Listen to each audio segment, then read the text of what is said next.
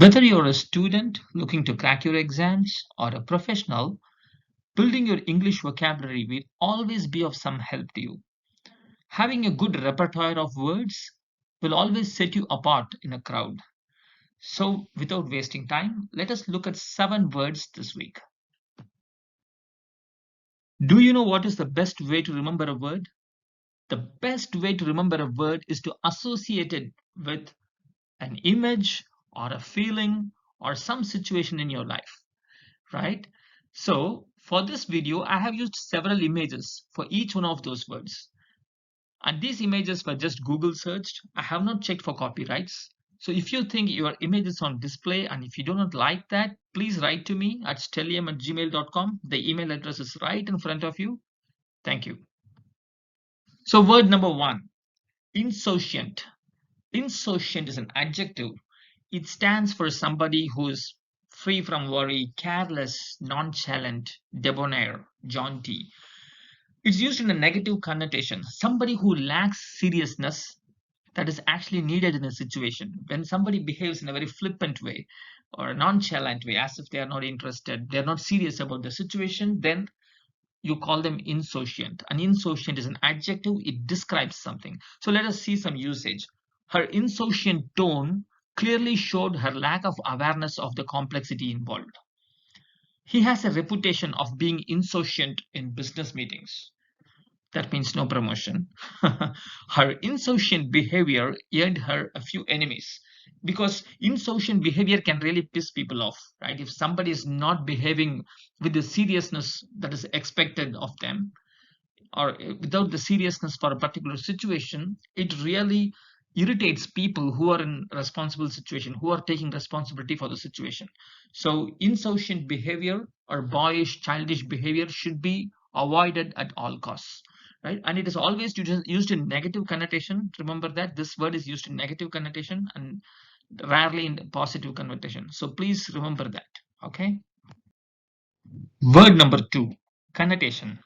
Connotation is a noun. It simply refers to a secondary meaning for a word or expression, something that is not spelled out explicitly, but you just get the feeling when somebody says that. So that is a connotation. It's a hidden meaning or an implied meaning.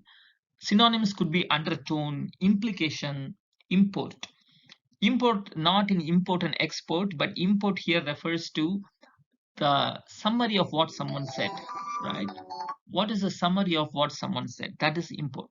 You can also look at purport. Purport is same as import, but used in a negative connotation where people want to say something that is not truthful, right? It is said something to deceive you, right? So that is what is purport. You can go and look up purport uh, in a dictionary. So let us see some usage for connotation. Please understand the connotation and respond accordingly. Ignore this advice at your peril, right? The second example, we could hardly miss the connotation and no one was happy about it. A third example, the word insouciant is often used in a negative connotation, right? So let us look at 2 words, quarrel and fight, right? To understand the connotation. When I say that I had a quarrel with someone, you think about me shouting and he or she is shouting. That is what you think, right? In a quarrel. Whereas if I come and tell you I had a fight with someone, what would you imagine in your mind? No, two people taking blows at each other. That is what a fight is all about, right? So the connotation is different. Although quarrel and fights seemingly very similar words, but the connotation or the feelings that it evokes inside you are different, right? So this can also be thought in some other way. For example, in English, there are a lot of words which convey the same meaning, but for a particular situation, only certain words are more apt than other words. For example, if I make a statement, I told the teacher that someone is not coming to school today, right? That is a normal English, told, right? I can say I informed the teacher that XXX is not coming to school today, right? So similarly, I reported to the teacher that my notebook is missing, right? Report is something like something bad happened and you are reporting a bad news. Usually a report is used in a bad you're reporting something bad, right? So reporting has a different connotation, inform has different, told has a different connotation, right? So choose your words wisely when you're talking, according to the situation. If you use the right words, your sentence would be good and people will also get a good feeling. All right. Word number 3, reek. W-R-E-A-K, reek. Reek is a verb.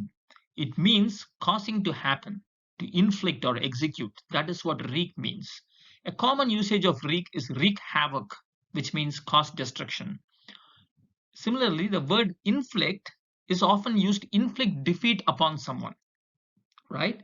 And synonyms of wreak could be unleash, ravage, and all that. Let us look at some sentences. The storm wreaked havoc as it made landfall in the city of Nellore.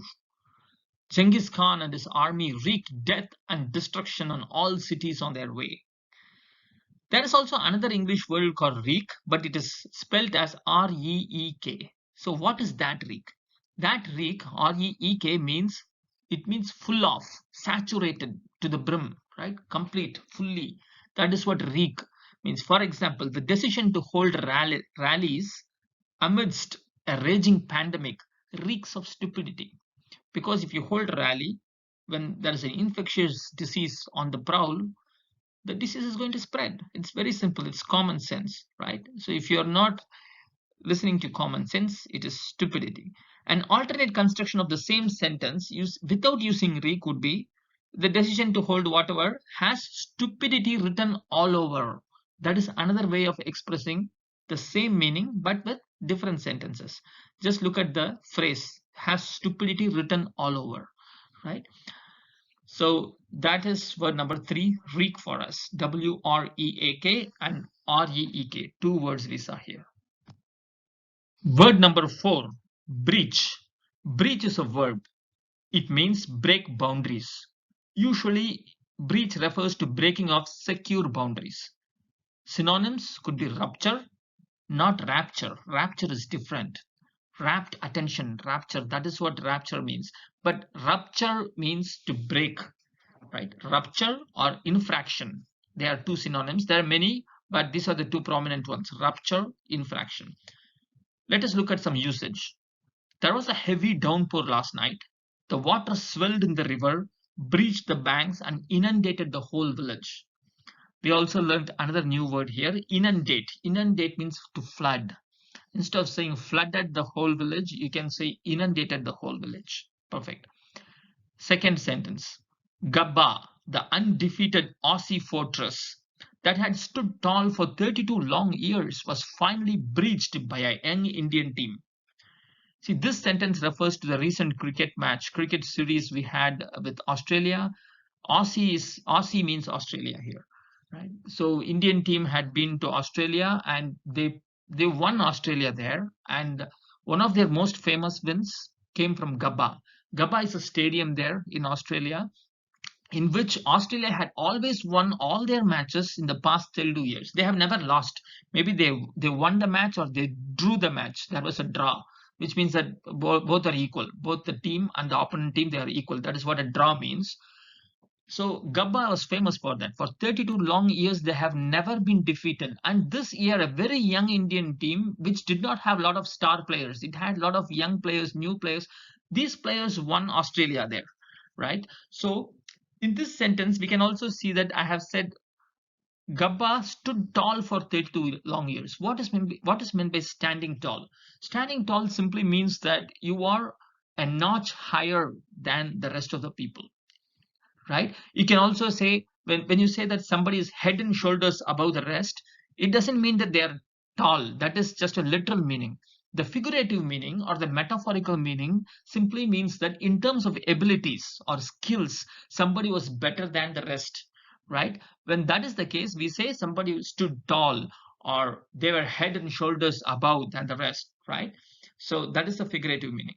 Now let us look at the third sentence. The data breach costed them millions of dollars in terms of fines and penalties, right? This is a very common occurrence nowadays, right? There are some cyber criminals out on the prowl, and wherever they can attack, they will attack and take the data. So if you have not secured your IT infrastructure, especially if you are a bank holding a lot of customer data, personal private data, or if you're a healthcare company holding medical records of your patients, right, which are supposed to be very, very private and personal information, you should guard them effectively. And if you do not guard them, and if somebody is going to breach and then take away that data, and they what will they do? They will go and sell it to people. They will put it on the open, right? Then that company has to pay fines, right? It's no more considered as, oh, some mistake happened, let's forgive us. It doesn't work like that.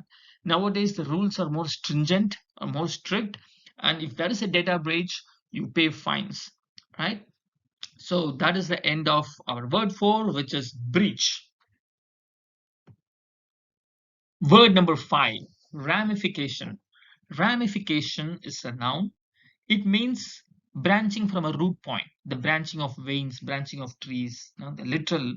But the figurative meaning is possible repercussions or consequences of a decision. In this case, decision is the root, and all possible scenarios that can follow that decision, they are the branches. So it has a metaphorical or a figurative meaning, right? Generally, it is used in figurative sense only. It is not used in its literal sense of branching, right?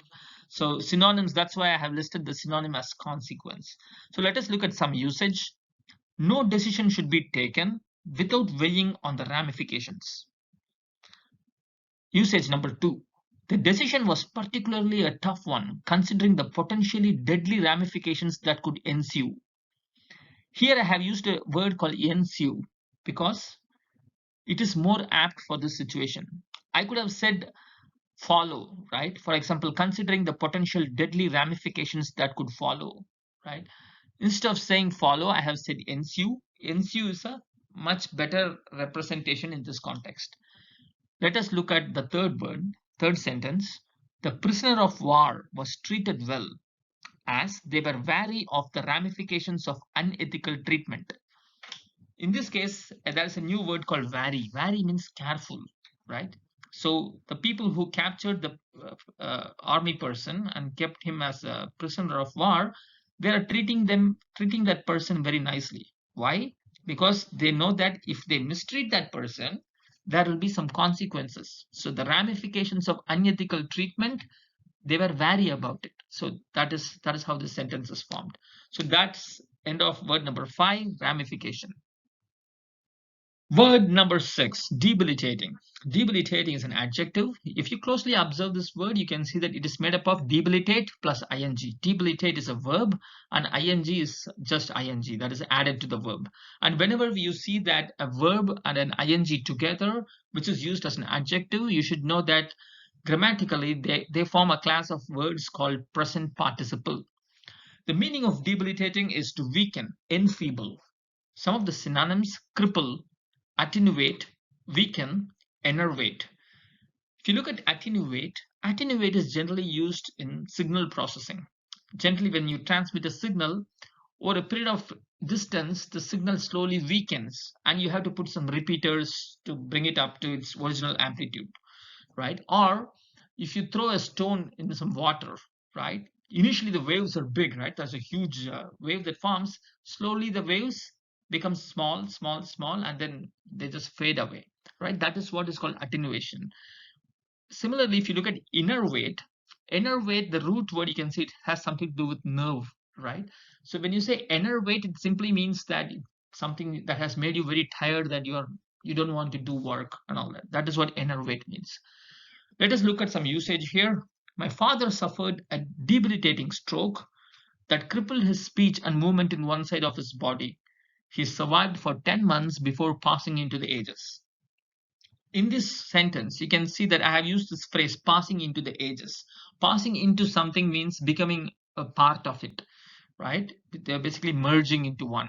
So passing into the ages generally refers to somebody is dead, right? So somebody expired, and that's when we say they passed into the ages, right? And let us look at a second example. A poor mindset is more debilitating than being physically challenged, right? If you're not having the right attitude, if you're not positive in your life, then that is more crippling and debilitating than a physical challenge, right? Somebody might have a physical challenge. We have seen so many people who are physically challenged, but they rise above all their problems and achieve a lot of things in life, right? So they are not mentally debilitated. They're mentally very active, very powerful. That is why they are succeeding, right? So physical challenges are, yeah, physical challenge is difficult, but if you're not having the right mindset, you're not going anywhere, right? So that is what this sentence means. So that brings us to the end of word number 6, debilitating. Word number 7, cliche. You can see that small line on top of that E. I made it to signal that the E is pronounced as A, as in cliche. Cliche is used as a noun as well as an adjective. Its meaning is a stereotyped expression, too common, repeated, like everybody uses it and it doesn't add any impact to your sentence. Using cliched words is not a great way to strike communication with anybody, right? Because it doesn't add any impact to your communication. Synonyms: hackneyed, commonplace, platitude. So let us look at some usage now. The movie had a very cliched plot and unexpectedly bombed at the box office. Bombing at the box office means the movie did not get a good opening, so its revenue collections are poor. That's what it means. Bombed at the box office. Nobody came to watch that movie. Why? Because it had a very cliched plot, hero chasing a villain, killing him. It's like a revenge plot. It's like too many times we have seen all these things, right? So there's nothing novel in the movie. That's what it means. Second sentence. Cliches don't add any impact to your sentences. Try avoiding them. In this sentence, it is used as a noun. In the previous sentence, it was used as an adjective, right? So that brings us to the end of 7 words this week. So see you next week. Bye bye.